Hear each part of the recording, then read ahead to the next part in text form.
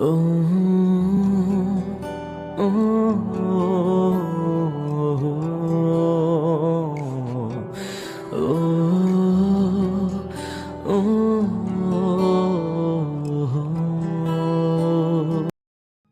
রাতে কালভার্টের উপর আমরা দুই বল্টু বসে আড্ডা দিচ্ছি। এখানে বসে প্রতিদিন আড্ডা দিয়ে থাকি, তবে আজকে বেশি রাত হয়েছে, কারণ রাগ করে বাসা যাচ্ছি না। আব্বু বকেছে, তাই বাসায় যাচ্ছি না। ঘড়ির দিকে তাকিয়ে দেখি রাত 12টা ছুঁই ছুঁই। আকাশ, দেখ, সাদা কিছু এদিকেই ধেয়ে আসছে, খুব দ্রুত এদিকে আসছে। আবে ভূত মনে হচ্ছে, উঠে দৌড় দে বকাসোদা। বেঁচে থাকতে চাইলে উঠে দৌড় দে। দুজনে উঠে দৌড় দিয়েছি। এসে একটা ল্যাম্পপোস্টের নিচে দাঁড়ালাম। দেখি ওই সাদা জিনিসটা পিছনে পিছনেই আসছে। আবে দাঁড়া দাঁড়া, আর দৌড়াতে পারছি না, আমার বাইকটাও তো ওখানে আছে। আলোর কাছাকাছি আসতেই বুঝতে পারলাম ভূত না, ওটা একটা মেয়ে। এতক্ষণ জীবনটা যেন বেরিয়ে যাচ্ছিল। কে বে এই মেয়ে? রাতের বেলা সাদা পোশাক পরে এমনভাবে বের হয়? কী রে ভাই, সারা রাত সাপ সাপ বলে পিটিয়ে সকালে উঠে দেখি দৌড়ি। এই মেয়ে কি মানুষকে ভয় দেখানোর জন্য সাদা পোশাক পরেছে, এমনভাবে দৌড়ে আসছিল? মেয়েটা এসে আমাদের এখানে দাঁড়িয়ে হাঁপাতে লাগলো। মেয়েটাকে উদ্দেশ্য করে বললাম, আপনি তো বড় সাংঘাতিক মেয়ে, রাতের বেলায় মানুষকে ভয় দেখানোর জন্য সাদা জামা পরে বের হয়েছেন। আমাকে একটু সাহায্য করুন প্লিজ, একটু দয়া করেন। উপর থেকে নিচ পর্যন্ত তাকিয়ে দেখলাম পায়ে স্যান্ডেল নেই। পা কেটে রক্ত বের হচ্ছে, কারণ পায়ের নিচের মাটি লাল হয়ে গেছে। কি হয়েছে আপনার? এমার্জেন্সিতে ফোন দেন, পুলিশকে ফোন দেন। মেয়েটার অবস্থা দেখে বুঝলাম অবস্থা বেগতিক। 999 এ ফোন দিলাম। রিসিভ করতেই মেয়েটা এসে ফোন নিয়ে গেল, নিয়ে একটু সাইডে চলে গেল। ম্যাম, অপেক্ষা করেন, আমি এখনই পুলিশ পাঠাচ্ছি।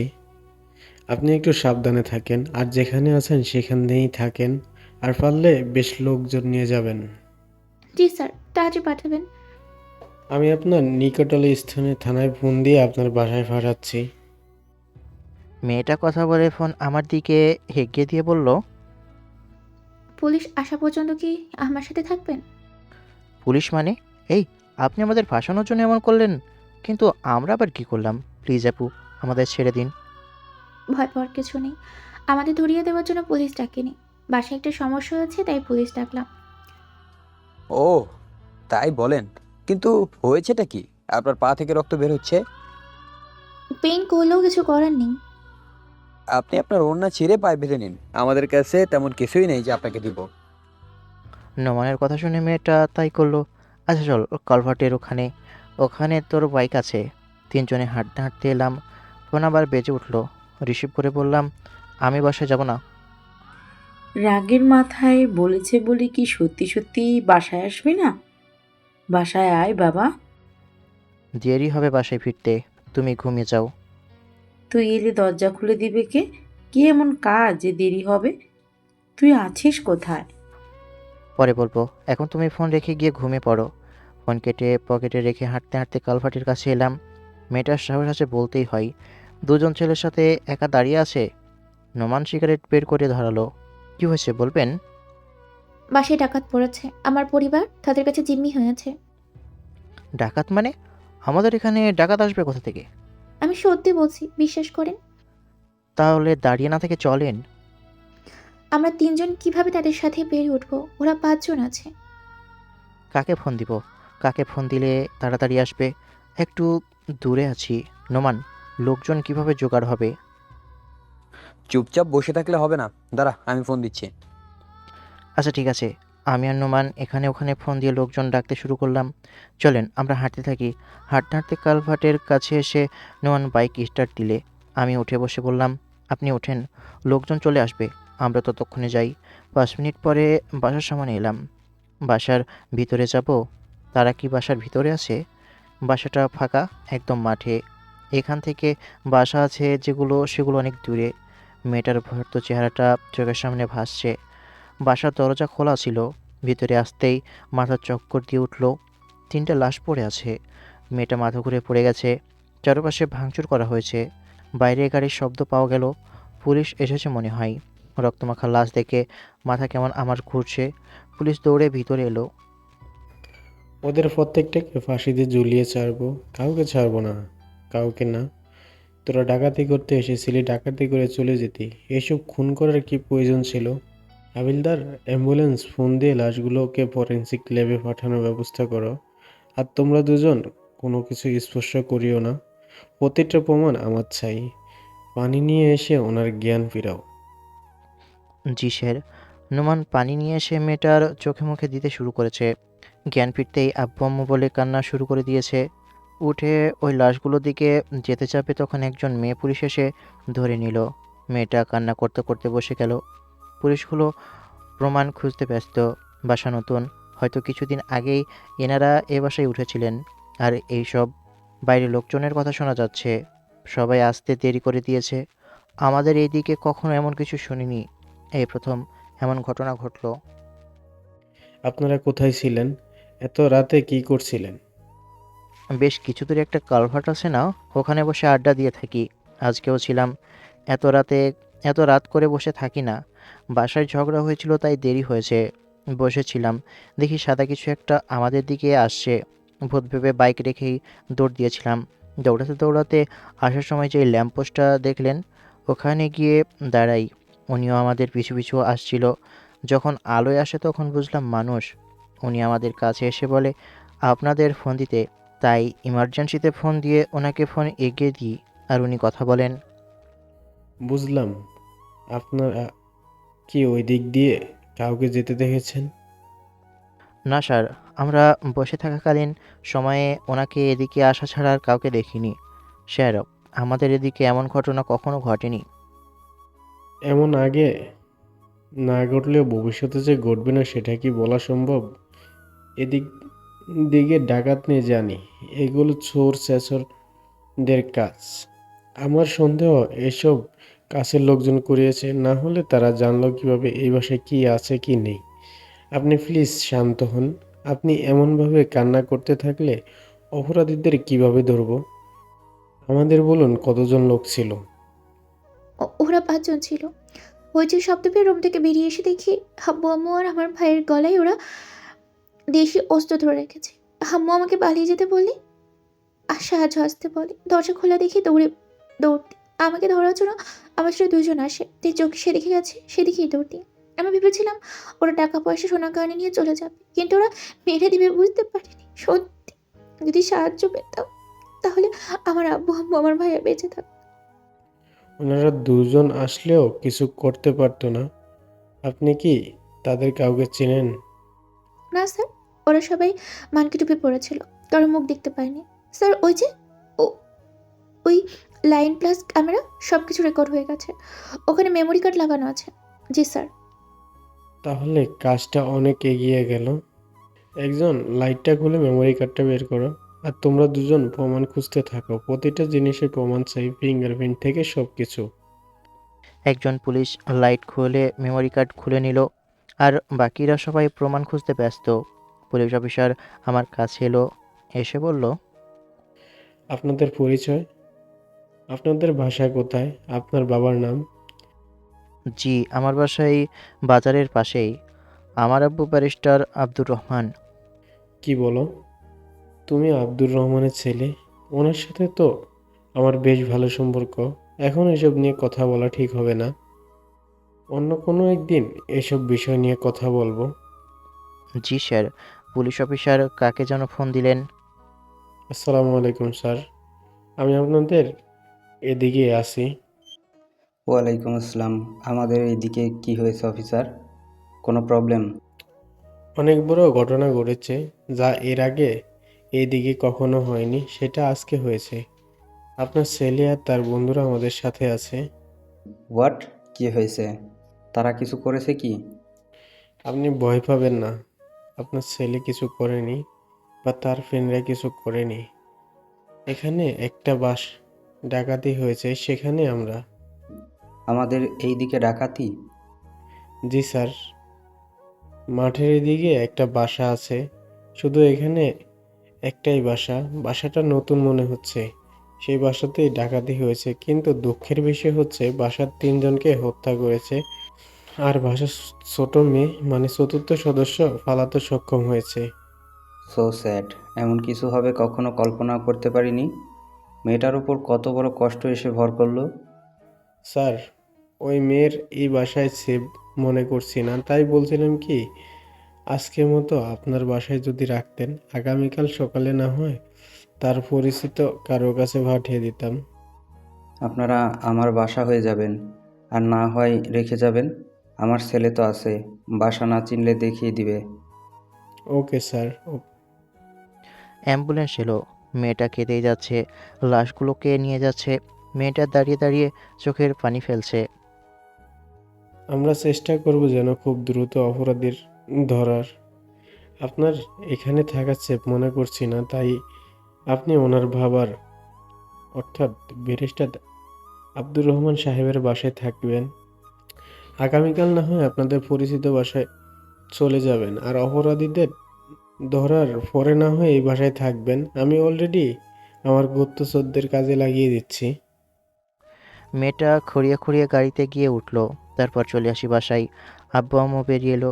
পুলিশ আব্বুর সাথে একটু কথা বলে মেয়েটাকে নামিয়ে দিয়ে চলে গেল। আর নোমানও চলে গেল। বাসার ভিতরে এসেই ফার্স্ট এড বক্স নিয়ে এসে বললাম, আগে আপনার পা পরিষ্কার করে নিন। দে, আমি করে দিচ্ছি। আম্মু মেয়েটাকে সোফায় বসিয়ে মেয়েটার পা ভালোভাবে পরিষ্কার করে দিয়ে ব্যান্ডেজ করে দিল। মেয়েটার চোখ লাল হয়ে আছে, চোখে মুখে ভয়ের ছাপ স্পষ্ট। এমন কিছু এর আগে কখনো শুনিনি। একা বাসা পেয়ে এমন কিছু ঘটে গেল। এই জন্য বলে জঞ্জাল ভালো তো কাঙ্গাল ভালো না। মেয়েটা চুপ করে আছে, চোখ দিয়ে পানি পড়ছে। আম্মু পাশে বসে তার কাঁধে মেয়েটার মাথা রাখলো। বেশ কিছুক্ষণ পরে বিছানায় শুয়ে আছি, চোখে ঘুম নেই। চোখ থেকে যেন ঘুম উড়ে গেছে। মেয়েটার মনের ভিতরে এখন কী বয়ে যাচ্ছে সেটা সে ছাড়া আর হয়তো কেউ বুঝতে পারছে না। আমারই তো অনেক খারাপ লাগছে, অনেক কষ্ট হচ্ছে। পরের দিন সকালে, আসতে পারি? জি আসেন। আমি ভিতরে এলাম, গিয়ে বললাম, আপনি খাবেন না? বুঝতে পারছি আপনার মনের অবস্থা কেমন, কিন্তু না খেলে আপনি অসুস্থ হয়ে যাবেন তো। আমি না পালিয়ে যদি তাদের সাথে মরে যেতাম, যদি দেরি না করে লোকজন নিয়ে যেত, তাহলেও তারা বেঁচে থাকতো। সব কিছু আমার জন্য হচ্ছে, এর জন্য আমি দায়ী। কিছু বললাম না। এগুলো বলে যদি নিজেকে শান্ত করতে পারি তাহলে বলে শান্ত করুক। আপনার আত্মীয় কেউ নেই? সবাই কোথায়? না না, চলে যেতে বলছি না, এখানে যতদিন ইচ্ছা থাকুন। শুধু জানতে চাইছি তারা কোথায়। গ্রামে, কিন্তু তাদের কাছে গিয়ে কি করব? তাদের জন্য তো এত দূরে এসে বাবা বাসা বানালো। কেউ ভালো না, সবাই লোভী, সবাই হিংসুটে। তার আত্মীয় স্বজন নিয়ে দ্বিতীয় কথা বলার সাহস হলো না। তার আত্মীয় স্বজন কেমন বোঝা হয়ে গেছে। আপনার পায়ের অবস্থা কেমন? জানি না। রুমের চারপাশে তাকিয়ে দেখলাম যে কিছু আছে কিনা। যদিও এটা গেস্ট রুম, এখানে আবার কি থাকবে। রুম থেকে বেরিয়ে চলে এলাম আমার রুমে। ফোন হাতে নিয়ে দেখি আব্বু কয়েকবার ফোন দিয়েছে। আব্বুকে কল ব্যাক করতেই রিসিভ করলো। জি বলেন। অপরাধীরা ধরা পড়ে গেছে। যে 5 জন ছিল সবাই ধরা পড়েছে। বাহ, অনেক তাড়াতাড়ি কাজ হয়ে গেছে। হুম। আর মেয়েটার পরিবারের সদস্যের লাশ সন্ধ্যায় দিবে। তুই সাথে থেকে তাদেরকে দাফন করার ব্যবস্থা করে দে। আব্দুলকে ফোন দিয়ে বলেছি যেন সময় মতো কবর করে রাখে। আর এখন থানায় গিয়ে উদ্ধার করার সব কিছু নিয়ে আয়। আচ্ছা ঠিক আছে, ওই কেসটা আপনি নেন, যেন প্রত্যেকজনের ফাঁসি হয়। আচ্ছা ঠিক আছে। ফোন কেটে দিল। মেয়েটার কাছে এসে দেখি আম্মু তাও আছে। মেয়েটাকে উদ্দেশ্য করে বললাম, অপরাধীরা ধরা পড়েছে। আব্বু বলল, আপনার আব্বু আম্মু এবং ভাইয়ের লাশ সন্ধ্যায় দিবে। আমাকে বলল যেন তাদের দাফন করার ব্যবস্থা করি। আপনি কি আমার সাথে যাবেন? আর আপনার নানার বাসায় কি জানানো হয়েছে? আপনি তাদের নাম্বার দিলে আমি ফোন দিয়ে কথা বলতে পারি। কারো নাম্বার নেই, ফোন বা কিছুই নেই, সব তো ওরা নিয়ে গিয়েছিল। আপনি কি থানায় যেতে পারবেন? গিয়ে উদ্ধার করা সব কিছু নিয়ে আসতেন। ফোন থেকে সব কিছুই আছে হয়তো। জি, চলুন। আপনি বাইরে আসেন, আমি বাইক নিয়ে অপেক্ষা করছি। আমি বাইরে এসে বাইক বের করতে মেয়েটা এলো। তারপর একটু পরে ওনাকে নিয়ে থানায় এলাম। ওদের থেকে এসব পাওয়া গেছে। আপনি কি অপরাধীদের দেখবেন, দেখে এদের ভিতরে কাউকে চিনেন কিনা? জি, চলুন। পুলিশ অফিসার আর আমরা দুজনে লকআপের সামনে এলাম। আমি এদের মধ্যে কাউকে চিনলাম না। এদের আগে কখনো দেখেছি বলে মনে হচ্ছে না। তোমাকে আমার ভাইয়ের মতোই মনে করেছিলাম, আর তুই এমন করলি। আমার বাবা মা ভাইকে এইভাবে আমার থেকে কেড়ে নিলি, কেন এমন করলি? মেয়েটার কাছে গিয়ে বললাম, চলেন। আমার কথা শুনে হাঁটতে লাগলো। কাছের মানুষই এমনভাবে ক্ষতি করে, আপনার ধারণাই ঠিক ছিল। হুম ক্যামেরা ক্যামেরা ছিল বলেই তো এত তাড়াতাড়ি হয়ে গেছে। একটা সম্পর্কে ওনার চাচাতো ভাই হয়। আহ, কিভাবে পারলো এমন করতে? একটুও মায়া দয়া হলো না? সম্পত্তি নিয়ে ও বিবাদ ছিল। আর বললাম না, নেশা করে। সন্ধ্যায় লাশ সন্ধ্যায় লাশ চলে যাবে, আপনারা দাফনের ব্যবস্থা করেন। থানা থেকে চলে এসে ওই মেয়ের নানার বাড়িতে ফোন দিয়ে সব কিছু বললাম। কিছুক্ষণ পরে তারা আসলে দাফনের ব্যবস্থা করা হয়। রাত ৯টায় তাদের জানাজা পড়ে কবর দেওয়া হলো। আমি আর আব্বু ওনার মামাদের সাথে কথা বললাম। তারা বলল ওই বাসা জায়গা বিক্রি করে দিয়ে ওই মেয়ের অ্যাকাউন্টে টাকা জমা করে দিবে। ওদের সাথে কথা বলতে বলতে বেশ রাত হয়ে যায়। একটু সাইডে আসবেন মা? আব্বুর ডাক শুনে মেয়েটা আব্বুর সাথে দূরে গেল। তারপর একটু কথা বলে আমাদের এখানে এলো। আমরাও চলে আসি। আজকে রাত থেকে ওরা সকালে এখান থেকে চলে যাবে। আমরাও চলে এলাম। আস্তে আস্তে বললাম, আব্বু, ওই মেয়েকে কি বলছিলেন? ওর মামাদের থেকে সাবধানে থাকতে বললাম, কারণ ওদের কথার মাঝে অন্য কিছুর গন্ধ পাচ্ছিলাম। লয়াল হয়ে মানুষের ফেস দেখে এইটুকু বুঝতে পারি।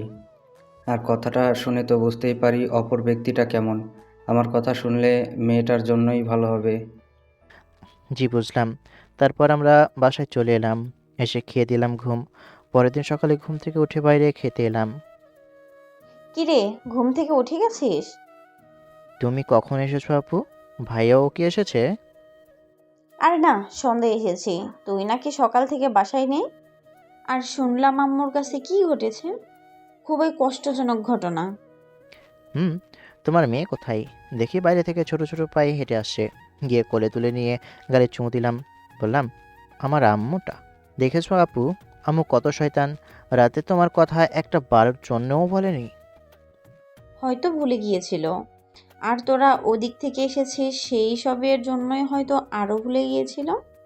আরো একজন এসেছে। সামনে তাকিয়ে দেখি আপুর ননদও আছে। এই শয়তান মেয়ে এখানে কি করে? এর একদমই পছন্দ হয় না। আমার সাথে সব সময় ফাজলামি করে আর কথায় কথায় চিমটি কাটে। কেমন আছো? আলহামদুলিল্লাহ ভালো। আপনি কেমন আছেন আপু? এই সামরা, তোমার থেকে আমি কত বড় যে আপু বলে ডাকো? মাত্র ৬-৭ মাসের বড় হব। একদিনের জন্য হলেও আপনি আমার থেকে বড় হবেন। ১ মিনিটের জন্য হলেও আপনি আমার বড়। আপনি বড়, তাই আপু।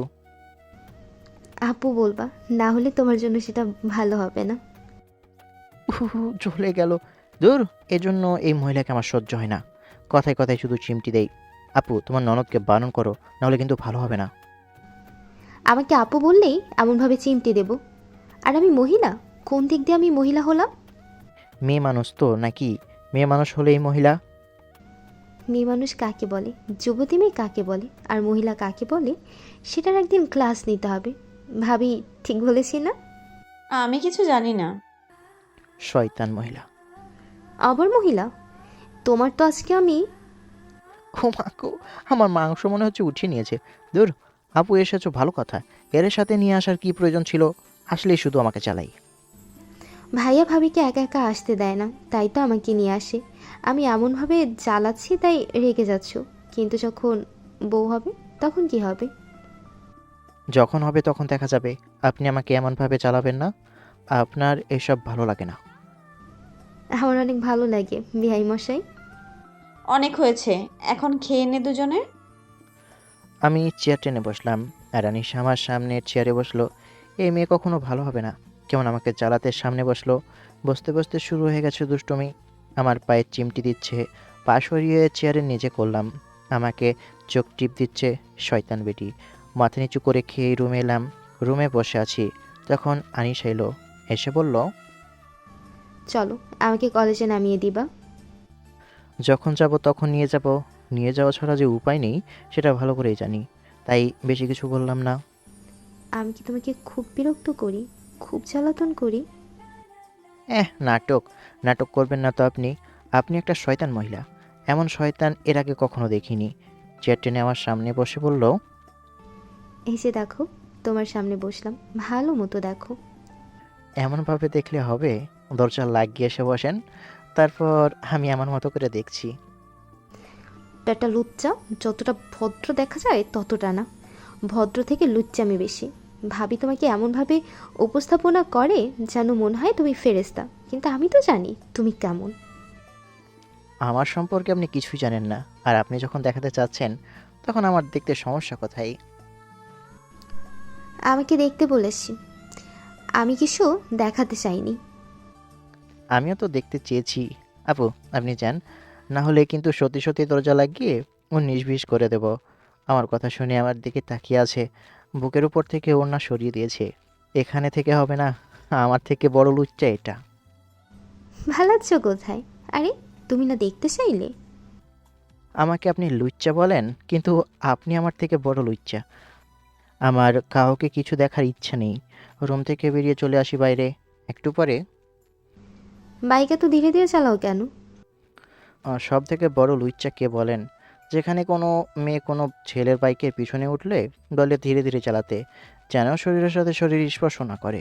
কিন্তু আপনি উল্টো, আমি এমনি মজা করলেও সেরকম ছেলে না। হয়েছে হয়েছে, এত ভদ্র সাজার প্রয়োজন নেই, আমি জানি তুমি কেমন। এইসব ছেড়ে এবার ভালো হয়ে যান। আপুর মুখে শুনলাম আপনার নাকি বিয়ে ঠিক হয়ে গেছে। হুম, কিন্তু আমি বিয়ে করতে চাচ্ছি না, আবার বাসায় বারণও করতে পারছি না। কেন? বারণ করার কি আছে? আপনার বয়ফ্রেন্ড তো নেই, তাহলে বারণ করার কি আছে? না বয়ফ্রেন্ড আছে না ক্রাশ আছে, তাহলে বিয়ে করবেন না কেন? এখনই বিয়ে করব না, ইচ্ছে ছিল আরও দেরি করে বিয়ে করার।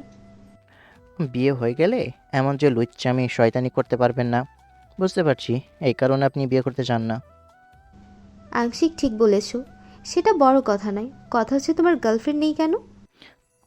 দেখুন, আমি কালো না শ্যামলা বুঝি না, মানে এটা কী রং বলবো বুঝতে পারছি না। এমন চেহারা কে পছন্দ করবে বলেন? মেয়েরা বয়ফ্রেন্ড হিসেবে চায় সুদর্শন একজন ছেলে, যেন তার ফ্রেন্ডদের সামনে গর্ব করে বলতে পারে আমার বয়ফ্রেন্ড সুন্দর। সবার ইচ্ছা থাকে একটা গার্লফ্রেন্ড থাকুক, কিন্তু সবাই কি সব কিছু পায় বলেন?